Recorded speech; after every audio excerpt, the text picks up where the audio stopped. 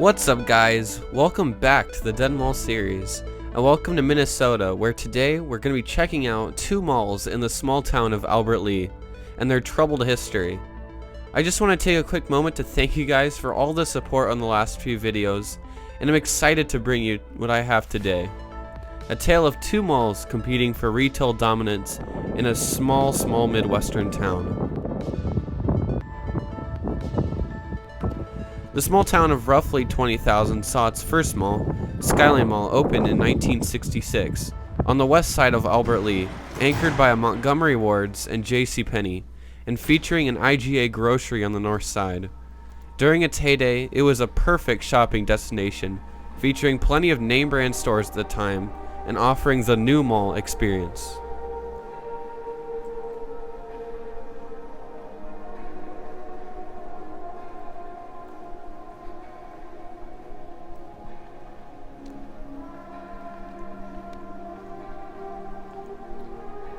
During the 1980s, however, Skyline Mall fell out of favor, possibly as a combined result of increasing competition from distant cities, its age, and changing trends in the shopping in general. In 1983, the first blow came as Montgomery Ward's closed, and a couple years later, the IGA also closed, leaving two anchors vacant at Skyline Mall. As if that weren't enough, in 1987, an entirely new mall, Northbridge Mall, was constructed right across town. This mall was much larger, featuring more modern anchors, more stores, a food court, movie theater, and a new flashy 80s mall experience that everyone wanted in that modern time. It was also constructed on I-90 and on the new retail strip, leaving Skyline Mall seemingly in the dust on the dead southwest end of town.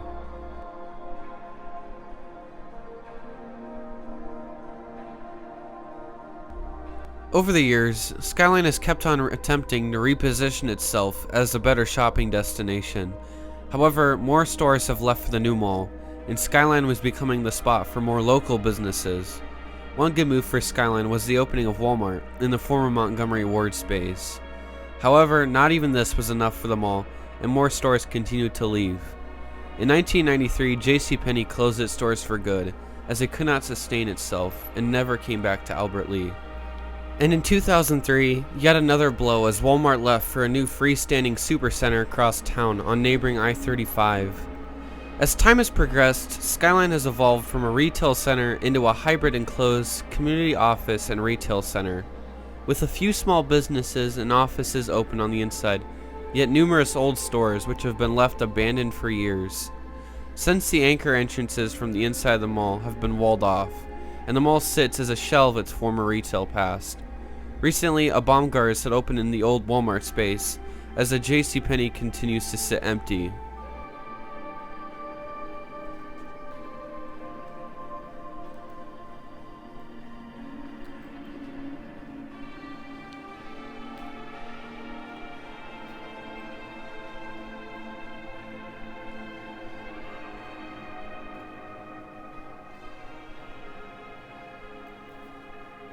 As Skyline Mall continues to soldier on, empty and quiet, it completes the transition from retail to community center, and your guess is as good as mine on what the future will bring.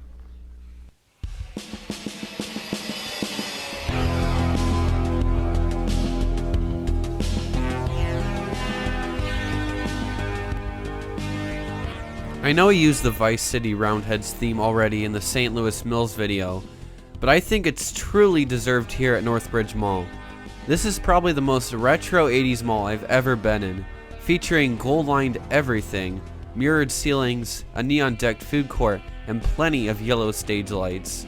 Northbridge has got to be the most fascinating mall I've ever been in, and I can assure you this was the mall kids were at whenever they could be, running up and down the halls without a care in the world, seeing movies like Back to the Future 2, Honey, I Shrunk the Kids, and Indiana Jones and the Last Crusade for the first time in the theaters, getting a cheeseburger at the food court, and then spending the rest of the day with their friends at the arcade. I'm sure at the time this mall was a magical experience for anyone there, and I would have loved to see it back in its heyday.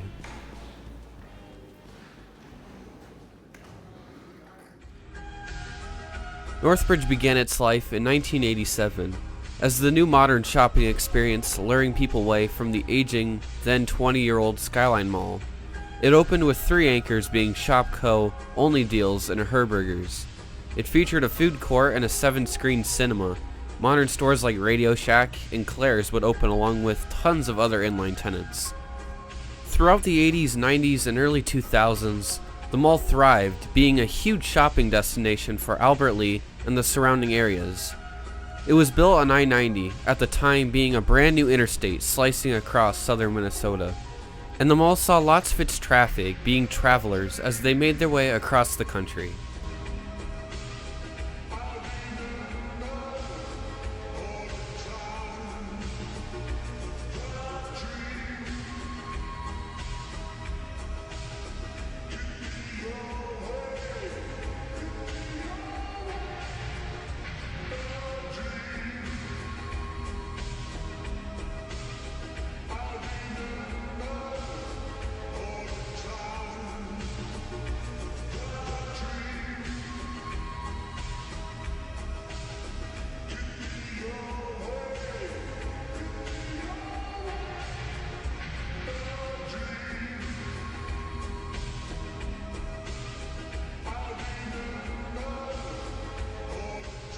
Bad news first came for the mall as it lost its first anchor, Only Deals, sometime in the early 2000s, the space only recently being acquired by Dunham Sports. As the new age of the internet came, the mall started to struggle, and newer stores like Walmart were driving business away. As the 2000s progressed into the 2010s, the mall was seeing more and more stores leave, and the vast halls left empty, only being sparsely dotted with few struggling tenants. The food court was also largely being vacated, with modern fast food options such as McDonald's and Arby's sucking away traffic from I-90. In 2018, Herberger's left the mall as the parent Bon-Ton stores went bankrupt. And 1 year later, in 2019, Shopko left as the company also went bankrupt, leaving the mall's 2 largest anchors empty.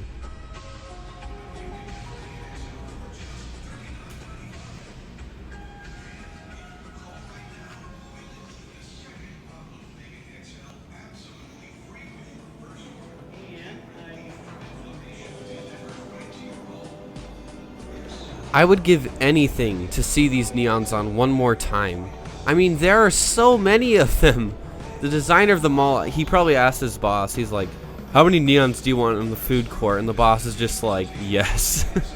Like, he doesn't give him a number, he's just like, add as many as you want.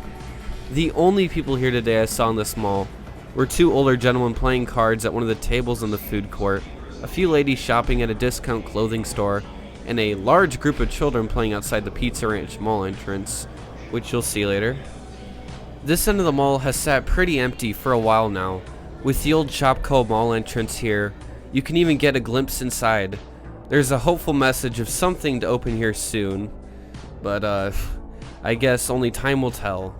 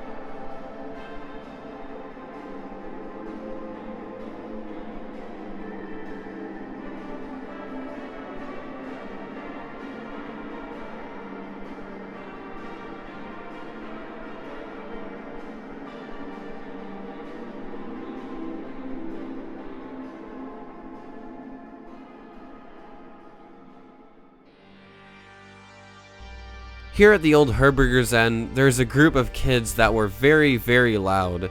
I could hear them screaming and yelling things from the food court, which was on the other side of the mall. So that was quite annoying, but whatever. And one of them saw me filming, and he just had to keep on asking me what I was doing, until I finally told him I was just preserving history.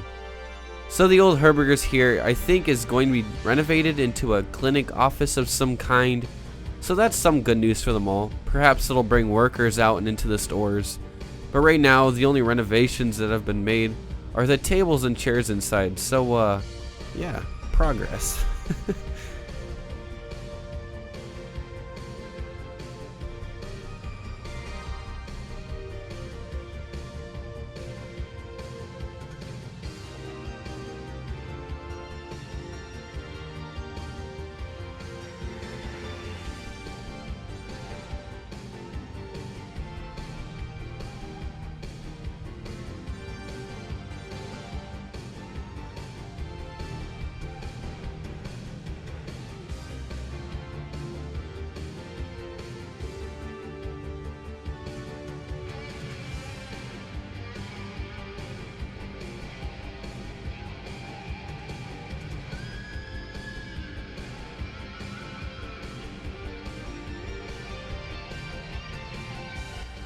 So here at the Dunham Sports, I think is where I'll wrap things up. So, yeah.